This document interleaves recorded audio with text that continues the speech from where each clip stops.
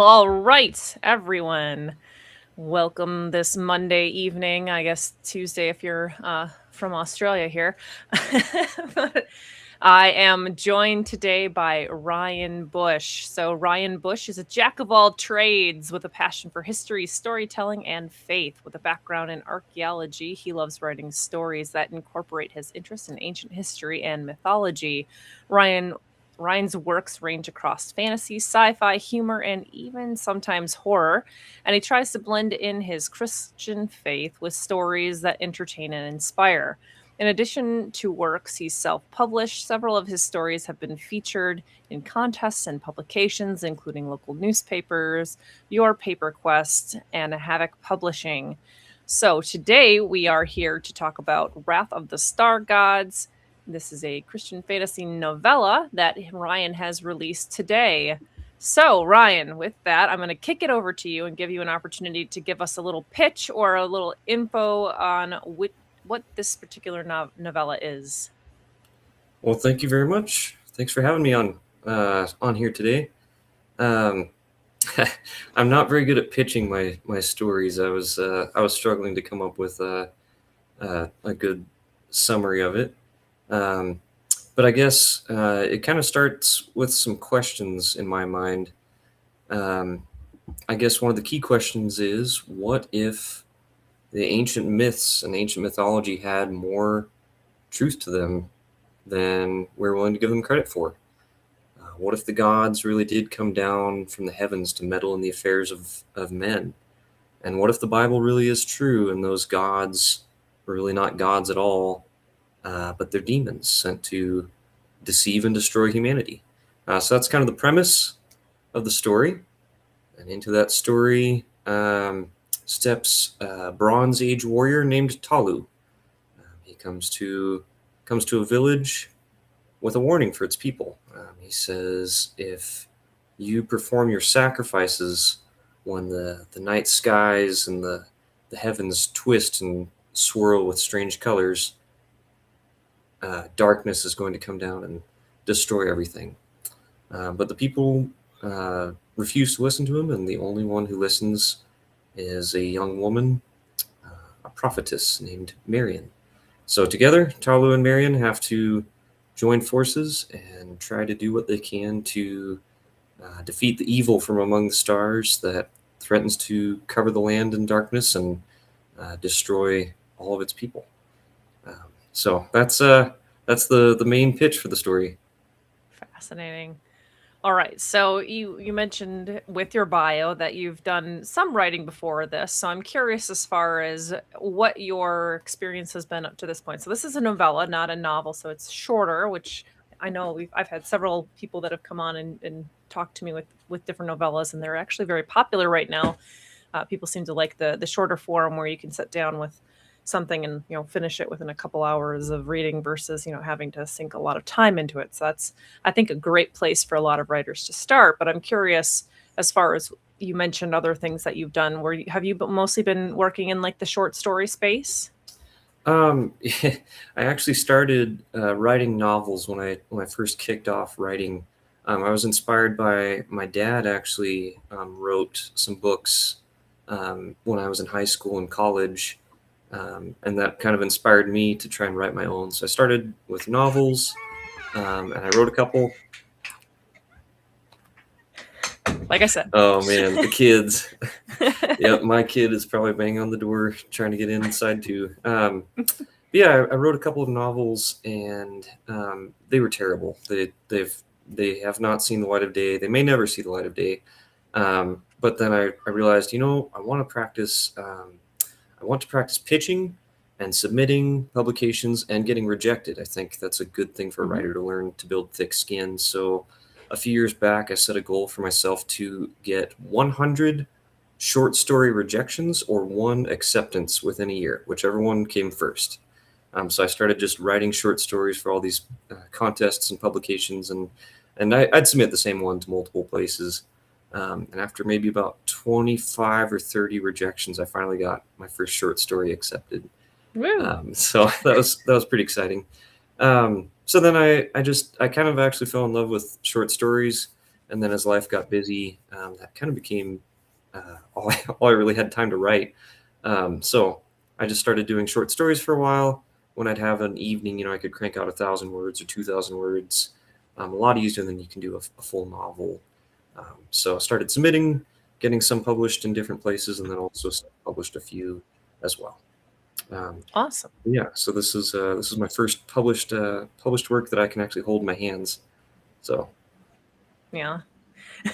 That's interesting. So I know that there's a lot of people that start with the short stories, or they're focused around the short stories. This is not something that I am familiar with myself. So I'm curious as far as like how the mind works to come up with the idea when you are writing a short story. So there's always the plotter versus panster idea when it comes to a novel, and a novel itself takes more conception. But I'm curious, like, is it like I was driving to work one day and an idea for a short story popped in my head, so that I wrote it, or like how do these ideas come to you, and how do you start a short story? a lot of different ways. Sometimes it's the idea that pops in my head. Sometimes I really sometimes it's a prompt. So some of the places I've submitted to have a prompt, and then I try and think of what would be a cool twist, or a cool setting, or a cool theme, or something like that. I found, especially with short stories, they tend to be punchier if they have a twist. It's really hard to really hook someone and have them carry in 1,000 words or 2,000 words. So a twist, or a surprise ending or something like that makes them stronger usually. Um, but yeah, it kind of depends different ways. Sometimes it's a scene for a novel that I was working on or had an idea for. There's a scene that I'd like to make work, but it just doesn't fit in the novel. But I think, oh, that's kind of it's still a cool scene. So maybe it's just one scene um, that's sort of inspired by a novel I'm working on. I still have some novels on the back burner that I'm slowly poking at. And sometimes almost the rejects of the things that don't fit in there make a good short story. A chapter from a novel could be a short story, or at least the germ of an idea. So Interesting. Cool. So when did you mentioned that your father had inspired you to start writing? yeah. So I guess tell me a little bit more about the origin of when you started writing, and Okay. that.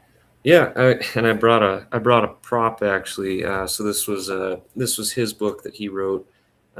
So it's a Christian sci-fi set during the Book of Revelation.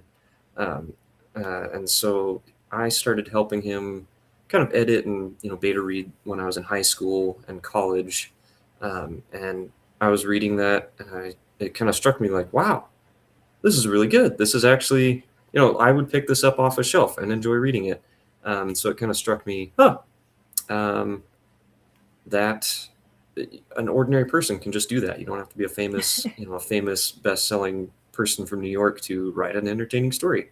So I thought I'd give it a try. So in college, I sat down and started writing um, you know, I was a young man, so I loved superheroes. So of course it was a superhero novel, and it was very amateur. It was terrible, but yeah. So that was kind of what kicked it off, and I started writing that, and then I enjoyed it a lot. So I wrote a few novels, none of which have been published yet, and then I actually did some ghostwriting for a while. I wrote short stories and actually wrote a novel for a client. Um, and just really came to love the craft. So, yeah, now it's every chance I get free time, I love to try and work on a story. So, Even a few novels in the drawer is more than most people will accomplish in their lifetime. yeah, and I have hopes that I can go back and pretty much have to completely rewrite them from scratch. But it was kind of funny when I first started out. I read a lot of writing blogs and how tos and tips and stuff, and I forget which author said that the best way to become a writer is to write 1,000,000 words, throw them away, and then you can start writing. And I got really offended by that. Like, I'm already a great writer. How dare you? And now I'm actually, I kind of calculated how many words I've written since I started in college, and I'm probably pretty close to 1 million words. And I'm starting to see like, oh, okay, now I can actually look back and say, I'm actually, I feel like I'm a pretty fair judge of myself. Okay, I'm actually getting that point of, okay, I know how to craft a story. I know how to tell a story, um, at least a little bit, where I had no clue how to do it when I first started out. And, there's a lot of truth to that million words type thing. So, Yeah, I think my last guest was, we were talking about this idea that there were like a pottery class, and like one of them focused on like getting like, I'm gonna refine this one pot until it's perfect, versus the one that just made like 100 different crappy yeah, pots. yeah, And like I've heard you that. get better. Yeah, I watched the interview. I saw him mention that, and I've heard that anecdote before, and I think it's really true. You have to churn out a lot of junk, but you learn from that how to hone your craft a little bit better. So Yeah, it's fun when like you start to see that evolution of yourself, like that voice start to come through that's a little more mature, and less, you're more aware of your bad habits and such. yeah, my writing is a little less angsty than it was when I was a teenager. So I mean, hopefully, whose writing wasn't angsty as a teenager? yeah, yeah. All right, cool. So tell me about the inspiration then for this novella. Where did this idea come from? Yeah, so actually, a couple of years ago, my wife and I moved back north. We'd been living in Texas for a few years, and she was pregnant with our first child, and we got to see pretty much right as soon as we moved, we got to see the Northern Lights for the first time. Neither of us had ever seen that before, so it was just kind of a really special moment. New place, kind of new start to life. Watching these, really beautiful colors in the night sky, and of course, my mind went to mythology and fantasy, and I thought, oh, what if there are beings that travel among these lights between the stars, and what if there are things moving in the heavens at times like that? And that was kind of the germ of the story. Was one of those things comes down to Earth and causes chaos, and the heroes have to fight the evil thing that comes from the stars. So that was kind of the inspiration for the story. Interesting. I like that. So what, you saw them when you moved from Texas then?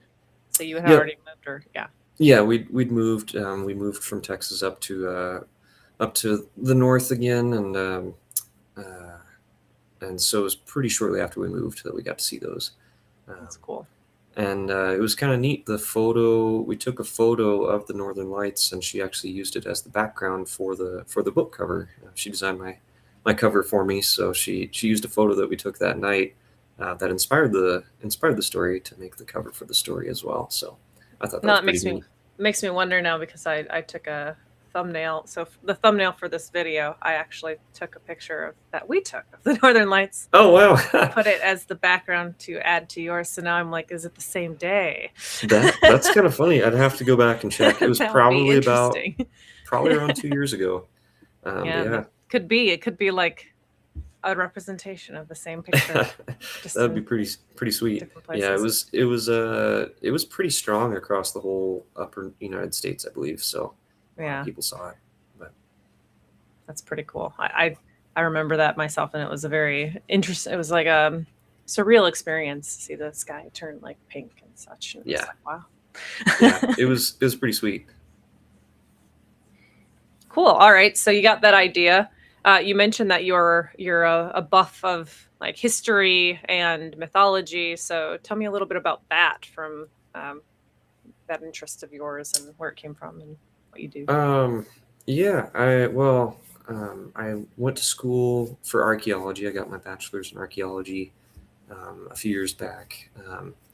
I, I don't know if I can call myself, an expert on mythology or anything like that, because uh, there are so many people way better read than me. But I really love it, and I love delving into just history and mythology and things like that. But with this story in particular, tried to kind of pull some different things from Norse mythology. Then there's a lot of kind of Bible flavored and Bible references in there, um, as well as kind of more modern, kind of almost mythical storytellers. I have a little bit of C.S. Lewis's Space Trilogy, kind of some flavor of that, and then kind of the Lovecraftian cosmic horror, ancient horrors from space coming down to humanity. So I didn't really take a lot of very specific things, but I tried to take some of the flavors of a lot of things.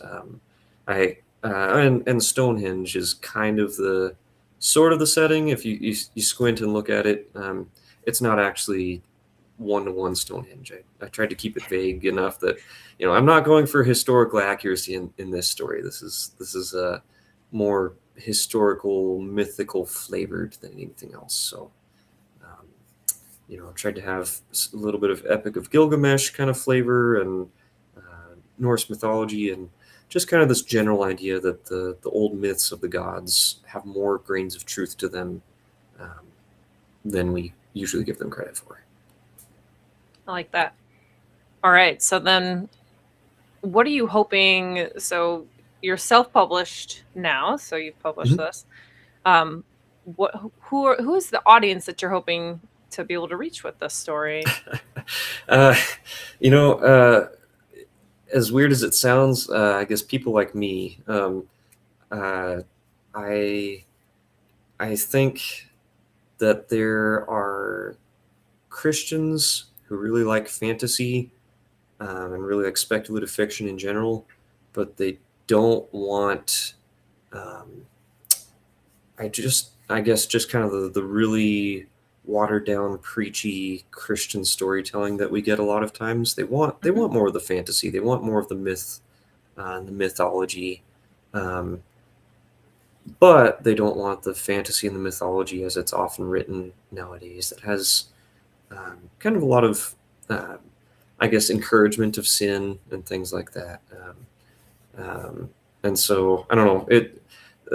There's an audience there of people who want the best of both those worlds, I think. And so that's kind of my goal, is to write something that's entertaining, really fun, fantasy, not just a watered down sermon kind of thing, but still has that Christian bent to it, Christian flavor to it. So I sent it to some guys in my church who are that kind of guy, and they loved it. We talk about Tom Bombadil and the Paralandra and all those kind of things all the time, and so I knew they were the kind of guys who want those kind of stories, and so those are the kind of people that I'm trying to write this some of these flavors for. Cool.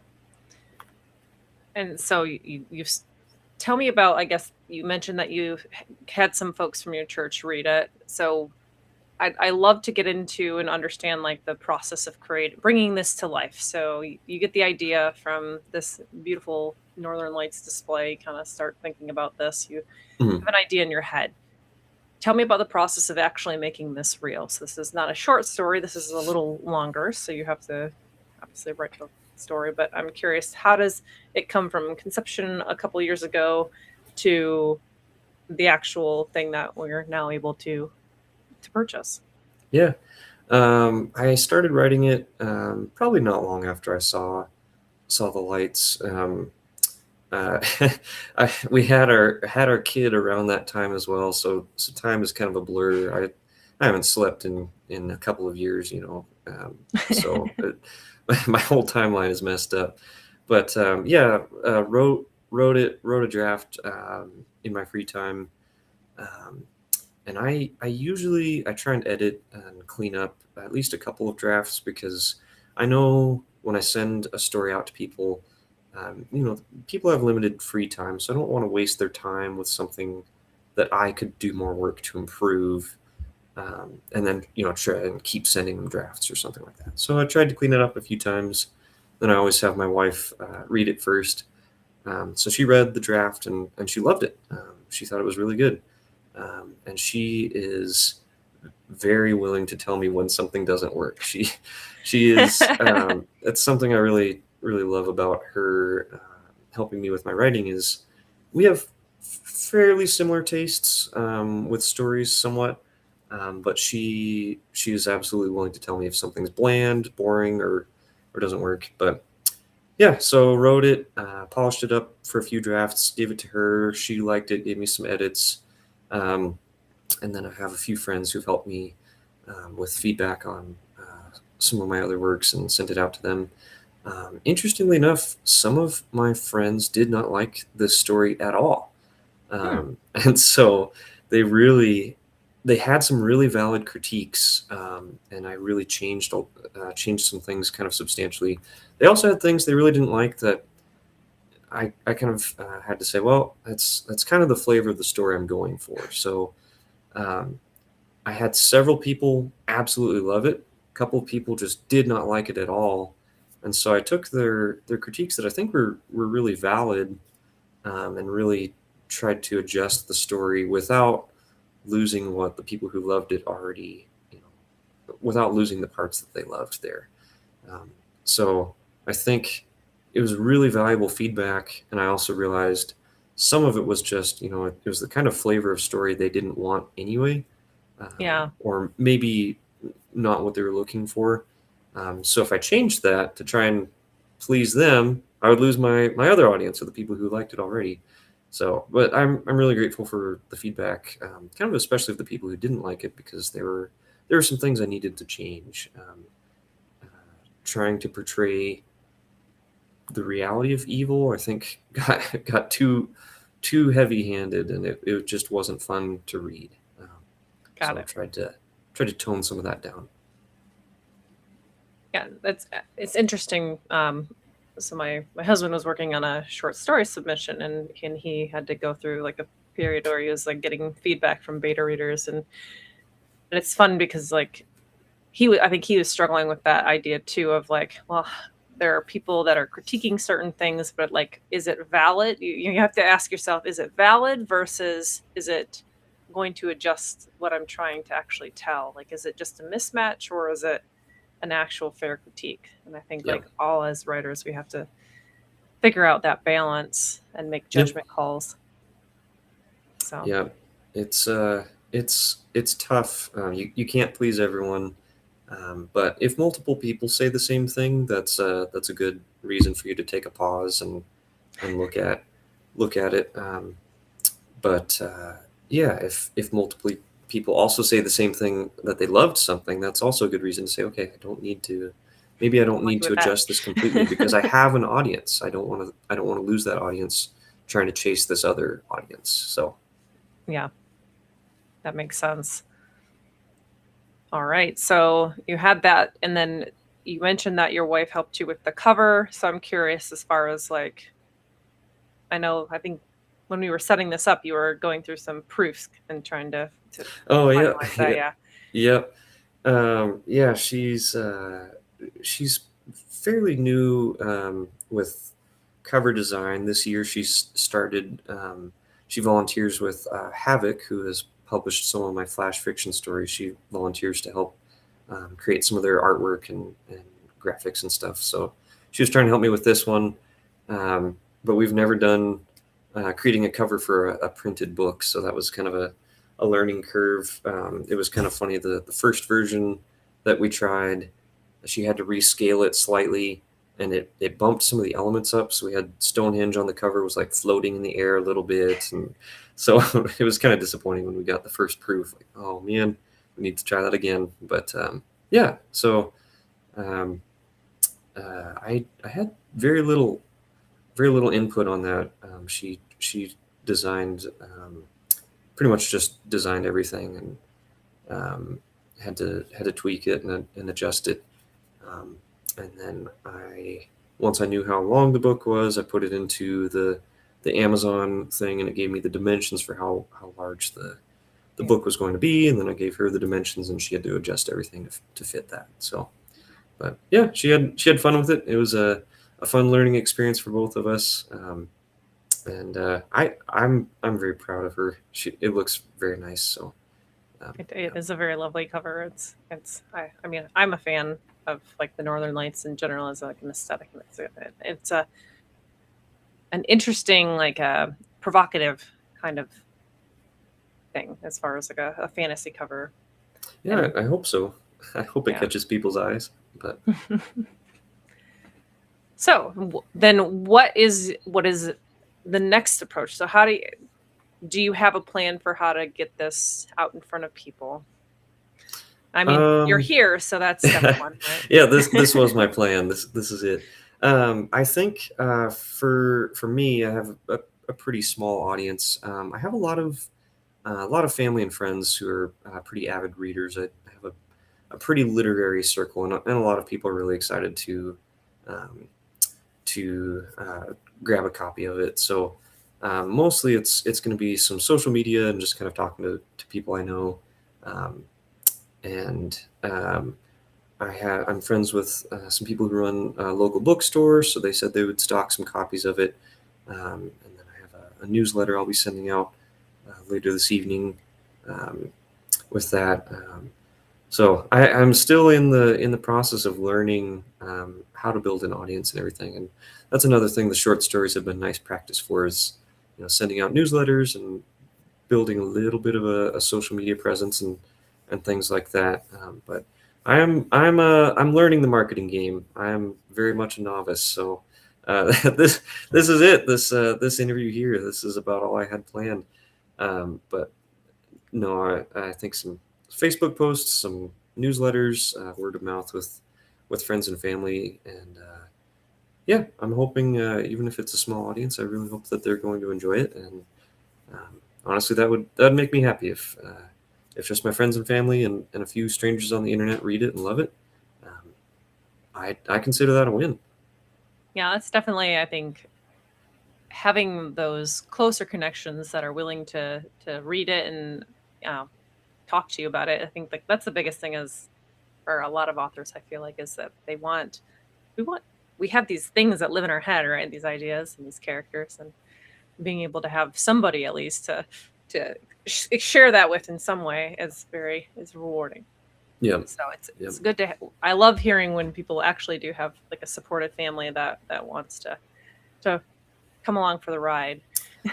Yeah, it's kind of a blessing of mine, and I think it helped me become a writer. But I really come from a family of readers and writers. I mean, both sides. My grandparents, books everywhere in their houses. My parents, we had books everywhere. But I'm sorting through books. We have books on every flat surface in our house. So coming from a very literary circle of family and friends, the support is really nice. I was chatting with some guys at church about what kind of a man is Odysseus in the original, in the original story of the Odyssey, and discussing different translations and stuff. And so it's really a blessing to swim in very literary waters. Because people are very supportive of things like this. So, yeah, awesome. That's great. So it sounds like you at least have some audience, which would be wonderful. And then, you can certainly send them this. So I'm curious then, do you have anything else that you're currently working on or a new project in mind now that this one's out the door? Too many. I have a kind of a urban fantasy story that I started working on a couple years ago. Just had to put aside when the baby was born. I'd kind of like to pick that up again, almost kind of a Dan Brown, Indiana Jones meets Supernatural, but Christian. That's kind of what I have the whole plot in my head. I have it pretty detailed, laid out chapter by chapter, but I just haven't had much time to write it. But I kind of actually have a more explicitly cosmic horror, but Christian, probably also a novella that it's gnawing at me. I really want to sit down and see if I can write that. But part of my debate is how much free time do I have I really like to finish a thing. So if I don't have a lot of free time, I'll probably focus on the novella. If I can sit down and have some free time, maybe I'll try and crank out at least a completed first draft of the novel. But it is tough with small children to eke out time to write. So when I do, I really like to try and bite off something that I can complete within a reasonable time frame. Which I planned to publish this by Christmas of last year. If that tells you how how behind I can be, so my estimates are not as realistic as I'd like with time. But it was a great learning experience, and now I know how to do it a little bit faster. But yeah, that took me a little longer than I thought, even for this little story. So Yeah, I mean, we refine, we get more experience, we learn our mistakes, and yep, get a little more honest with ourselves sometimes. yep. Cool. So, do you participate? I'm curious. You mentioned that you have some folks within your church that you talk about different things with. Do you have like any? Do you do like any writers groups or anything like that, as far as working with other writers or talking to people like that? Yes and no. I have. There's an online group that I was part of some online groups on Discord and stuff.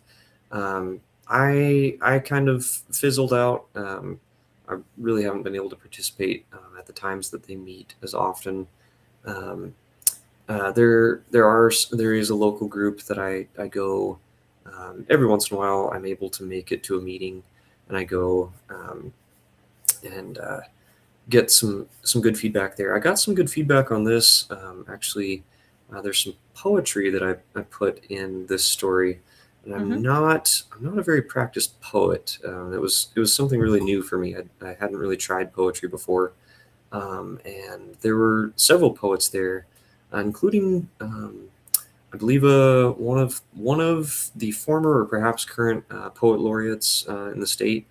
Um, and so I got a lot of really good feedback on some of the rhythm and flavor of the poetry and things like that. So when I can, I really enjoy going and getting feedback from those folks. But a lot of it is uh, some close family and friends who are also authors that I send stuff back and forth with. So um, some of that, there was a local gal who helped me. She was also writing a novella, so we swapped and both gave some good feedback and critiques on that. So it kind of just depends on who's busy and what meetings I can go to and all that. But yes, when I can, I try and go to those groups. Otherwise, it's usually people that I know personally that I'm swapping a critique with. I'll read their book, they'll read mine, kind of thing. Cool. The cosmic horror thing, I'm noodling that over.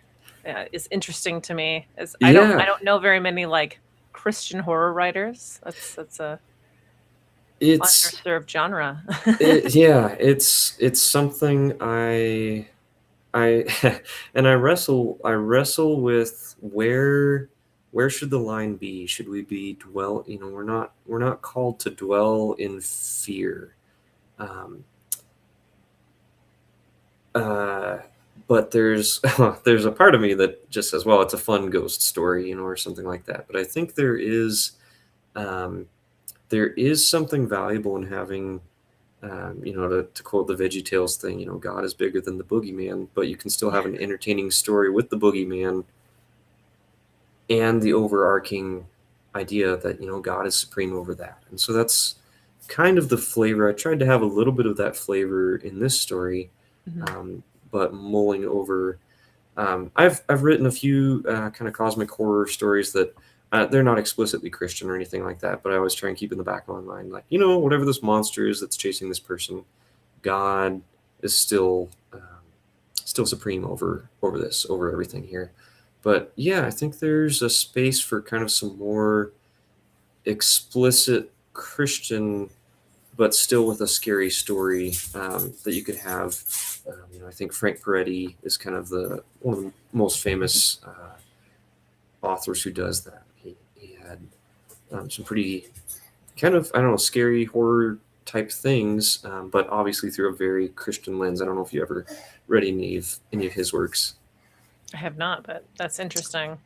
Yeah, I've only read one of his books. I think I have some more on the shelf somewhere that I'd like to get to someday. But yeah, he really did a good job of kind of portraying the demonic oppression and kind of the horror of that, but also obviously having the angels and the Christian messaging behind it. I thought he did it really well.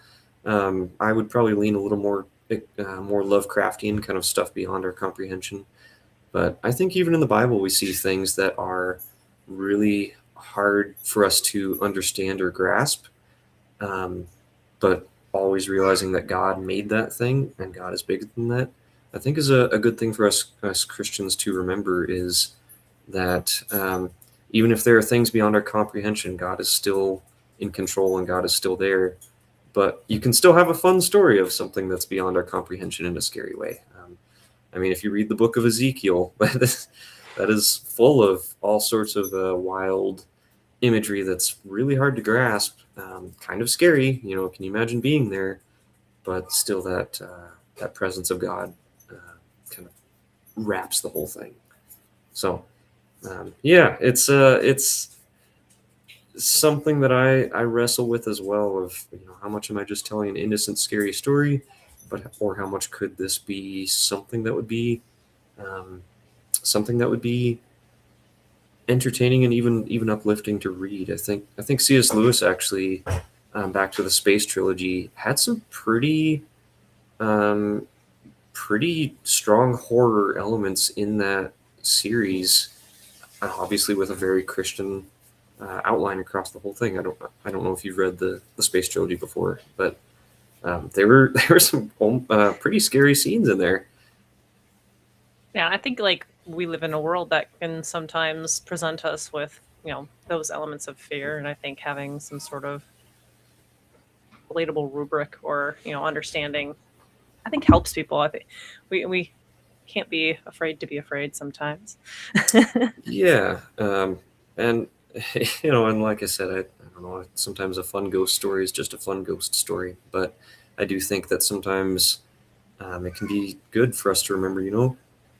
Uh, there's something bigger than this monster out there. There's something bigger than this problem or this scary scenario. All right. So I don't know if you have your book with you, but I do like to give authors a chance to maybe read a little bit from their story. Sure. Usually gives people a flavor or an idea of what they would be in for when they pick up your thing. Okay. Yeah, I have my initial author copy that I got the other week from Amazon. Has the little not for sale sticker across it, but yeah, this was the corrected proof, not the one with the floating Stonehenge. But yeah, I am not very familiar with reading my own works out in front of people, audiences too often, but I figured I would just read maybe the first page, Perfect. give people kind of a flavor of where what you can expect. To one who could sense it, the air smelled of smoke, though there was no fire, and felt like rain, though there were no clouds. Birds and animals moved strangely, shaking their heads as if trying to rid themselves of a parasite. The afternoon sky whirled and hazed eerily above the silent land, as if stirred by some unseen hand. The time was drawing near. Talu cast a worried glance at the sun as he followed the dirt road into the village, where gaudy festivities were already well underway. He did not know the name of this village, but in his heart, Talu knew this place better than any other. A doom lay on this land, a doom Talu had been sent to prevent, if he could. Hundreds of people filled the streets, laughing and feasting at countless banquet tables that overflowed with food. He strode through the crowd, eyeing the gluttonous foolishness that surrounded him on every side. People gorged themselves, cackling and screaming drunkenly as they raced from table to table, fighting over every scrap of the feast, though there was more than enough to spare for all. Little children and dogs howled as they darted here and there, snatching food from the ground as they tried to avoid getting tangled in the legs of their elders. But most of the adults were so besotted, their own legs threatened to entangle them as often as not. I think like a little bit after that, somebody bites a head off a bird, so it's really great. Yes. Yep. It does. It gets slightly bloody, slightly quickly. Yeah. Yeah. So that was page 1. So hopefully the audience out there enjoys it enough to try page 2. Yeah, keep going, guys. All right. So with that, you mentioned that you had a newsletter that you sent out. I would love to give you an opportunity to let people know where they can find you. Oh yeah. My newsletter is on a website called Substack. A lot of authors are probably familiar with that, but yep, ryanbush.substack.com. And I also I post a lot of random things on Twitter, but I also post writing updates on Twitter. I am readwriteryan96, and those are kind of my two main ones that I update folks. So if you wanted updates on this book or other books or anything like that, those are probably the two best places to connect. Awesome. All right. Well, thank you, Ryan, for Yeah. coming on and chatting with me. Is there anything else that you want to tell folks or, say to sign us off? One thing I realized I forgot to mention, I was really grateful. I had, funny enough, my friends who did not love the first draft of my book still helped me format the book for printing. Awesome. So I was really grateful for that. So really grateful for all the support from family and friends for this little writing journey. And really grateful for this interview. I hope your audience gives it a try. It is free on Kindle Unlimited, so people who have Kindle Unlimited subscriptions, can give it a try without any extra cost. But yeah, thank you for having me on, and I don't know. I just really hope people enjoy it and people have fun reading it and get something from it. Yeah, and if you read it, don't forget to review it, folks. Oh yeah, that's always nice if people leave a review. Awesome. Well, thank you, Ryan. I'm going to go ahead and end our stream if I can find my mouse that somewhere is here. There it goes.